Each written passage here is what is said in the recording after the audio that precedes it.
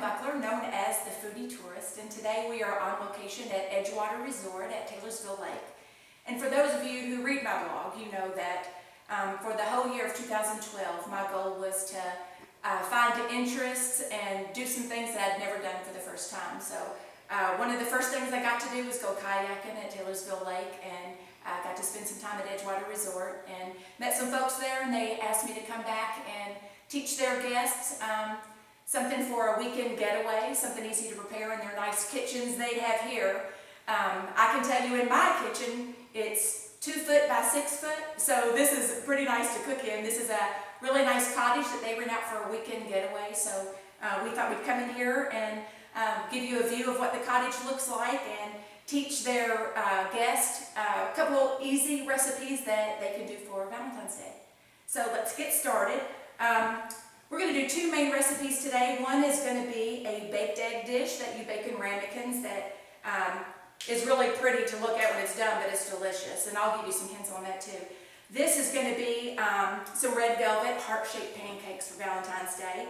And I'll give you some hints about that on how you can eat both of these recipes every day during the week. Not just for special holidays, but I'll teach you how to clam them up and you can have them for holidays too. So we're going to start with the baked egg dish. And the first thing you want to do is get you some ramekins, and these can be the white ones. The color really doesn't matter. What I find is the normal size ramekins, 6 fit in a 9 by 13 pan. So I'll tell you a little bit about that in a second. But for this case, because it's a romantic getaway, we're going to do 2. And we're going to have him make them so he can deliver them to her in bed on Valentine's Day.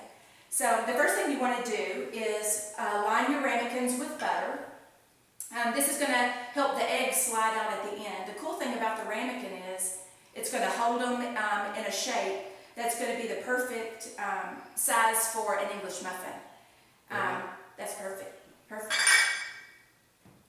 And then after we get done, one tip I'll give you, now that he's buttering that, is if you lay some butter out the day before, and it'll soften for you to use the next day.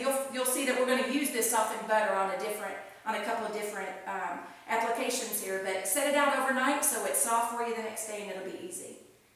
Another tip for you is this brush. You can use this pastry brush as to brush pastries as you would the regular paintbrush looking kind, or you can put it on a hot surface because it's silicone, so that's something to invest in and it's not real expensive. So after you get these buttered, you want to crack an egg in each dish. Like I said earlier, a 10 by or a 9 by 13 pan will hold 6 of these ramekins. And when you buy these, if you buy them in a pack, you can get them at Walmart or any place pretty inexpensively. And you can get them with lids. So I'll advise you to get them with lids if you can find them. Okay, the next thing we're going to do is put 2 tablespoons of heavy cream. So this is a half a tablespoon. So you put 4 in each ramekin. So 2 tablespoons of heavy cream in each ramekin. And what's really cool about using heavy cream, not half and half, is we're going to sprinkle the top with cheese. And the cheese is going to mix with the cream, and it's going to create a cheesy cream sauce that'll fall down over the eggs once we take them out of the ramekins. So it keeps your English muffins from being dry. Which brings me to a next step, let me just say. We've preheated the grill for a couple different applications, but for this dish, what we're going to do is at the end, we're going to take the English muffins and brush them with butter and put them on the griddle side. And you can do this in a pan just as easy. In a skillet, you don't have to have a griddle, but this is going to work out good. One thing when it comes to English muffins is you want to look for the ones that have nooks and crannies so the cheese sauce can get down in them. That's a good thing. And make sure that you slice them because they're going to come whole. So you want to make sure to cut them in half. So after you get the cream done, you want to sprinkle them with cheese. And we've got shredded Parmesan and we've got cheddar. And there is no salt. This can be pretty bland. We don't add salt.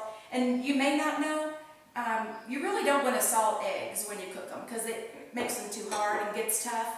You really don't want to do that, but the Parmesan is a good way to do that and add flavor without having tough eggs. Now the next ingredient might be a little bit different on a normal weekday, let's say. For our purposes, we're going to use herbs de Provence. Now you may not know what that is. It's a combination of a bunch of ingredients. Just put it on one for this breakfast. And herbs de Provence has rosemary, has basil, has garlic, has salt and pepper. But what I like about this particular version is when you go to make it, look for some that has lavender. Because when you bake these, the lavender gets real bright purple and it's pretty. I make these for a bed and breakfast, and they always do and all when they see purple, bright purple specks in it. So that's just. Now, if it's a man that's going to eat them and you're going to eat them every day, then what I would do, and I've made them this way, is these are real bacon bits. You can top these rather than use that herb. You can just put these on the other one that you're going to have. We'll fancy her up. I appreciate that. And I make these every Sunday, honestly, and I make 6 of these in a 9x13, like I said, and I'll do different toppings and different herbs on them. It'll depend on what my mood is. But I have to say the herbs de Provence with lavender is my favorite. My nephew lived with me when he was 12, and he hated that. So that's where the bacon came from, or sausage crumbles, quite honestly.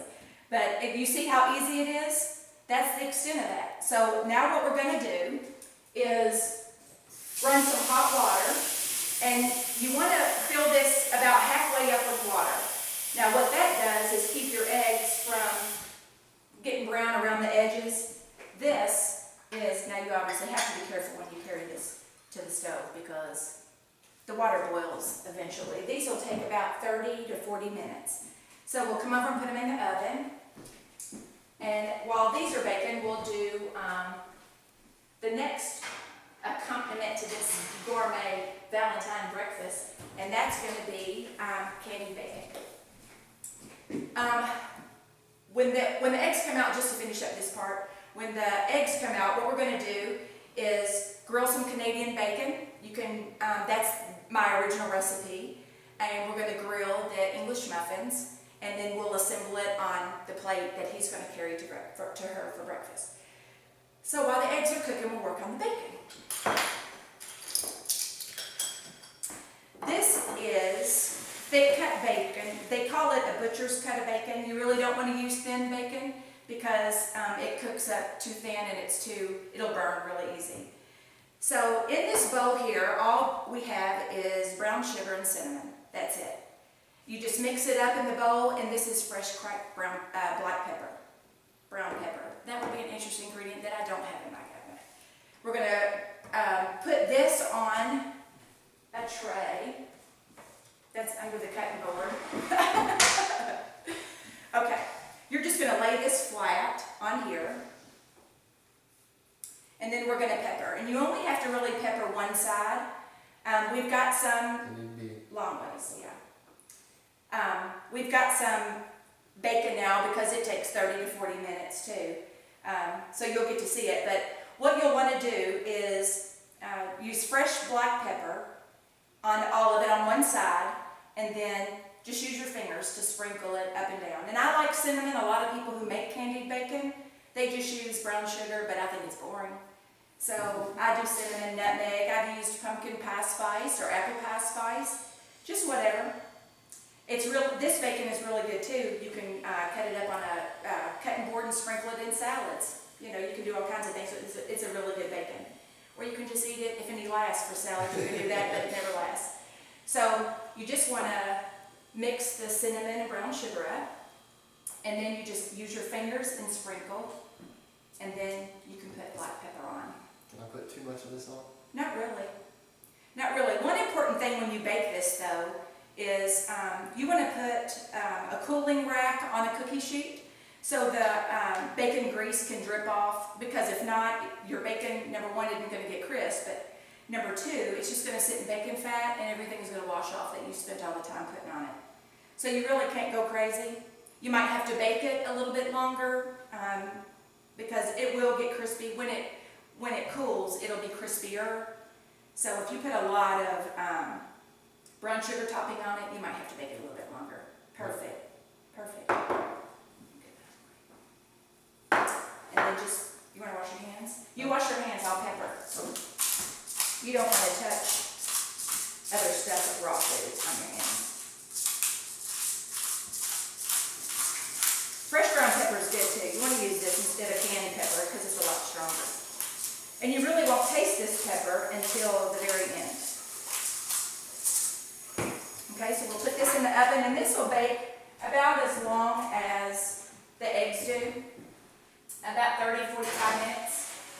And like I said, we have both going, so we'll show you what that looks like at the end. Okay, you might want to turn that up just a hair. And we'll move on to pancakes. Now this, I've done a little bit ahead of time just to save time. This is dry ingredients here. This is all-purpose flour, baking soda, baking powder, unsweetened cocoa powder, and 3 tablespoons of sugar. And I'll have the ingredients list and directions on the foodietourist.com. So you'll be able to go there and print them out and see this video and watch us do it again. So you just want to mix these together. This is a basic, just so you know, it's a basic pancake recipe. You know, honestly, if you want to buy a box of red velvet cake mix and use it, you can do that. You can use Bisquick. Just follow the directions like you would pancake batter and add a couple tablespoons of cocoa to it. Because you'll see with the wet ingredients what is going to make it a red velvet cake. And you might not know, but red velvet cake is actually chocolate cake, and it's red food coloring. So, like I said, you can use Bisquick or a bacon mix if you want to save all this step. So then, in this one, this is a little bit different than if you used a baking mix for that, but this is 3/4 cup of buttermilk. There are 2 secret ingredients in mine, and one is buttermilk, the other is creme fraiche or sour cream. We're going to use sour cream in this case. But this is 3/4 of a cup of buttermilk with a tablespoon of real vanilla. And I could do a whole other episode on vanilla, let me just tell you. But that's what this is, buttermilk and vanilla. So we're going to pour that in here. Now when you make this, if it looks too thick at the end, all you have to do is add some more buttermilk to it. Don't add water, just add some more buttermilk. So to this, we're going to add a 1/4 cup of sour cream. So with this step, you're separating your wet and dry ingredients. That's all you're doing. And an egg. That's what you like this. Thanks.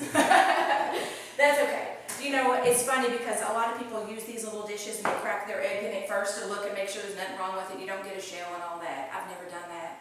I'm sure it's a good idea, but I've just never wanted to do that step. That's just dirty in another dish, and I've always had to do it myself. So we're skipping that part. So you also want to add, you want to whisk all of your wet ingredients. And you don't have to, you know, there's nothing perfect about it. It can have lumps. The main thing is you just want to make sure that you get it mixed up really good, especially the egg. You don't want to have globs of eggs in your batter. So then you pour the wet into the dry. I'm going to say, okay, we poured the wet ingredients into the dry ingredients for the red velvet pancakes, and I've reserved a little bit of the wet ingredients because we need to add food coloring. And you want to add probably about a tablespoon of food coloring, but, you know, make them as red as you want. So I'm just going to put probably half a bottle in here. That's probably a little more than a tablespoon. And see, just look and see what it looks like. You want to make sure to mix this in with your wet ingredients. If not, it's not going to mix in. That's pretty bright, you think, Abby?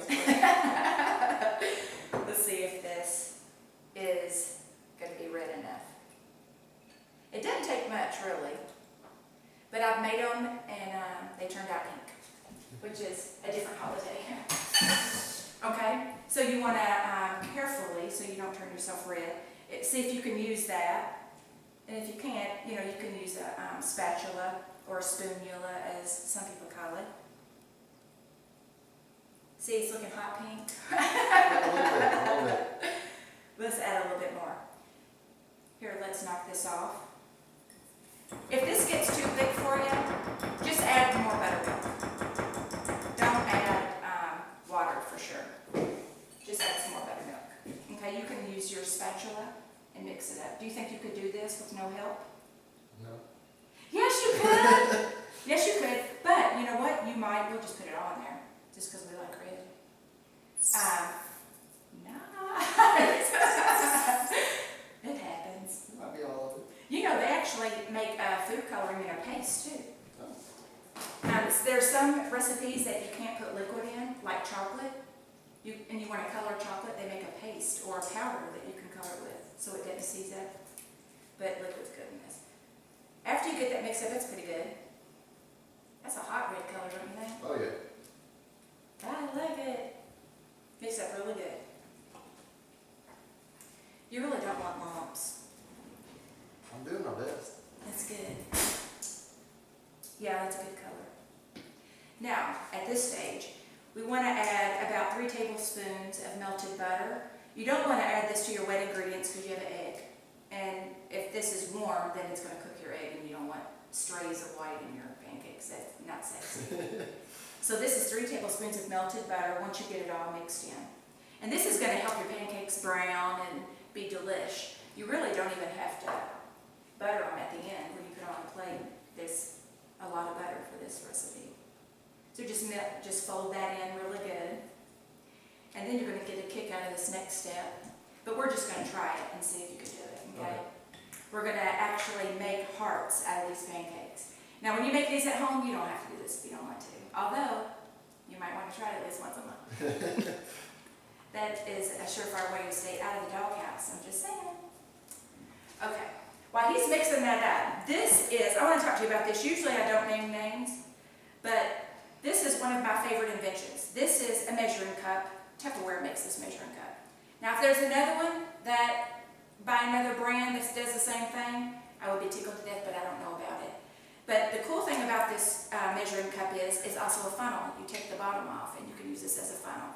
And the cool thing about it besides that is this tip in here is long. So if you want to fill a little bottle that has a small opening, say you buy maple syrup in bulk and you want to fill smaller bottles with it, this is the perfect funnel for that because the neck of it is real little.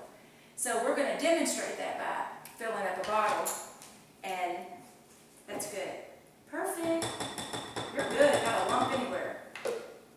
Now see, this little spout is going to go in here, and you're not going to spill any. And this goes over the opening, which is awesome. It keeps you from making a mess. So what you want to do is hold that so it doesn't fall off, because that would be a nightmare. And let's see if it's thick enough to do that. Is that attractive? It's going slowly but surely.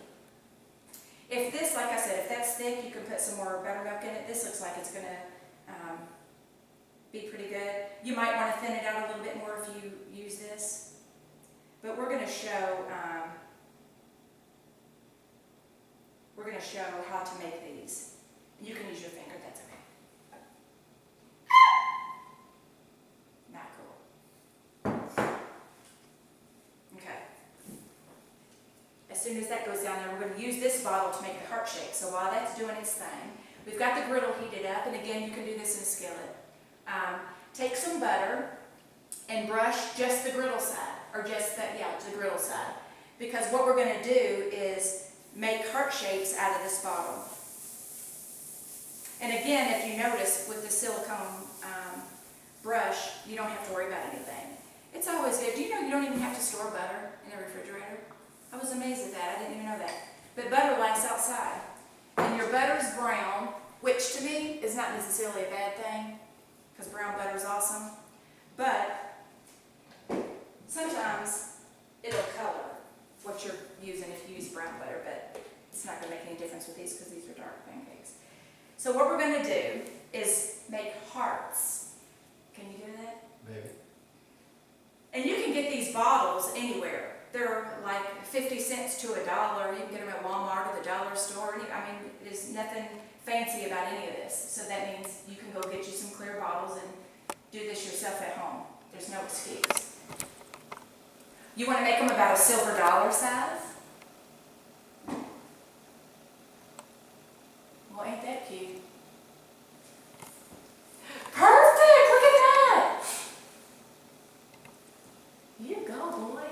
Now there's no excuse for you not to Keep on going, fill that whole side up.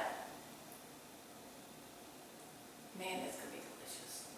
Okay, so then on the other side, what we're gonna do is, just so happens that this griddle has a grill on the other side, which is going to be awesome for our Canadian bacon, which is going to go on our English muffins, and we're going to grill the English muffins too, just so you can have some texture difference. So what we did was butter the English muffins after we sliced them in half, and we're going to now put, while we're waiting on those to cook, we're going to put 2 slices of Canadian bacon, 1 for each English muffin, on the griddle side. And Canadian bacon is already cooked, so you don't have to worry about where your hands have been. But what you do want to do is make sure you get good grill marks on both sides. It's just pretty. But in all actuality, when we take the baked eggs out and put them on top of it, you're not going to see them anyway. It's just going to give it a little pretty color. So now we're just going to wait for those to get done. And in the meantime, I'll bring over the bacon and eggs so you can see what those look like.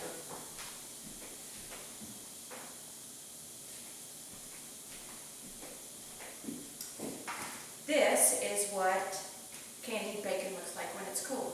You see it's stiff, it is like candy. So one of the things that we're going to do, whenever you're doing a pretty plate like this, the one thing you want to do is keep everything small. You don't want bacon hanging over the sides. That just defeats the purpose of the heart-shaped pancakes that you just did. Okay. She's not going to be impressed with bacon hanging over the side of the plate. So we're going to cut this bacon at least in half, and we'll see what that size looks like.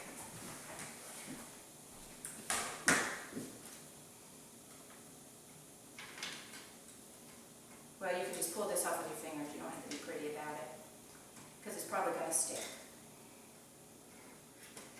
And you know what? Another tip. This is a cooling rack.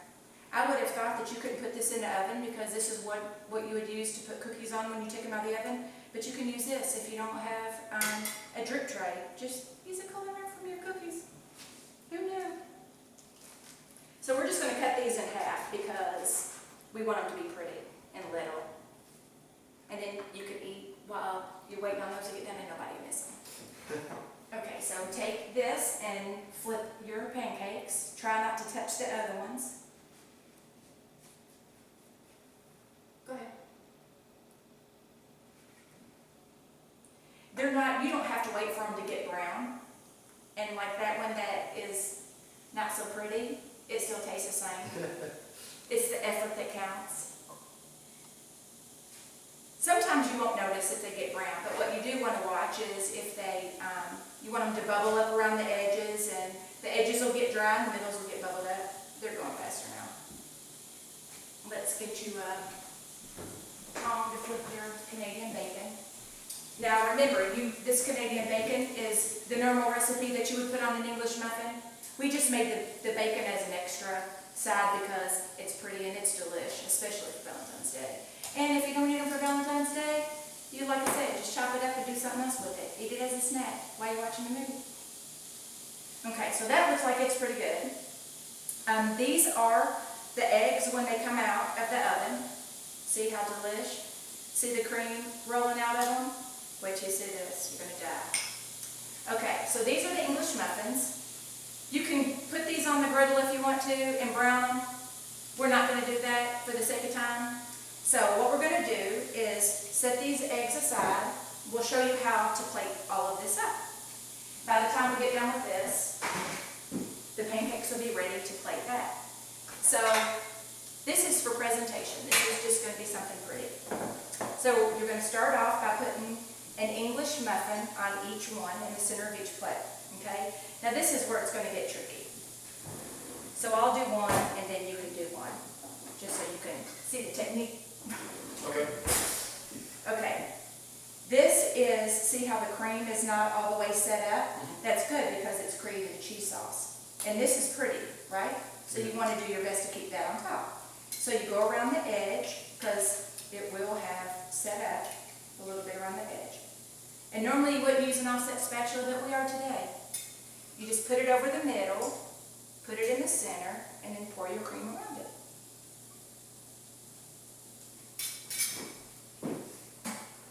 Now, you could try it with that one.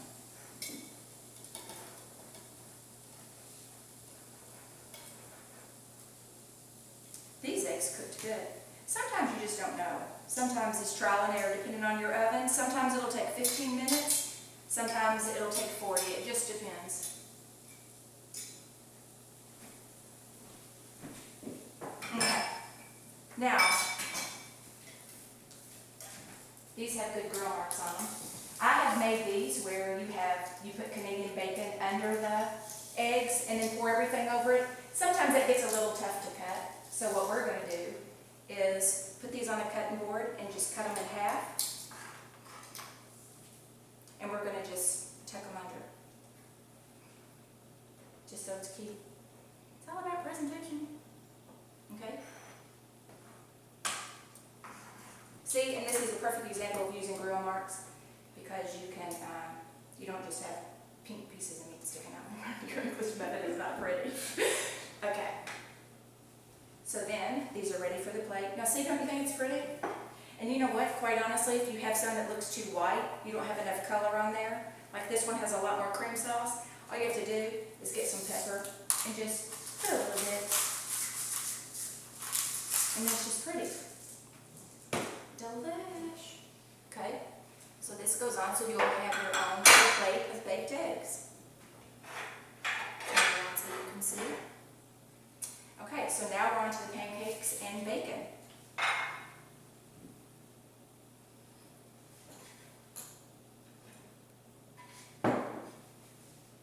A lot of people put powdered sugar on their pancakes. This recipe is pretty sweet. So, taste one of the little hearts before you do that. These would make cute little silver dollar pancakes. You could make, if you're not comfortable with tiny pancakes like this, these are just cute. And she's going to die when she sees them. She might be afraid to eat them. She might need to take a picture of them and put them on Facebook. Is that not cute? Are you not impressed with yourself? Okay. A little bit. So what we're going to do is just drizzle them with a little maple syrup. If you do powdered sugar, you want to wait for them to cool down a little bit. If not, your powdered sugar will melt on top of them and you won't see it. So then we have these cute little pieces of bacon. So we're just going to tuck them. Because you still want this to be pretty, even though it's bacon. Then you can just, hey, you know what might be good? We just pull it apart, chop it up, and put it like that. Nice, stop. Okay, now we got pancakes. Who's Sarah? Are we missing anything? Oh, we need raspberry for color. Okay, are you proud of yourself? I'm very proud of myself. You think she'll like it? Yes, it has bacon. Candied bacon. Do you have any questions? No. Thanks for visiting the Foodie Tourist. Stop by the blog, thefoodietourist.com.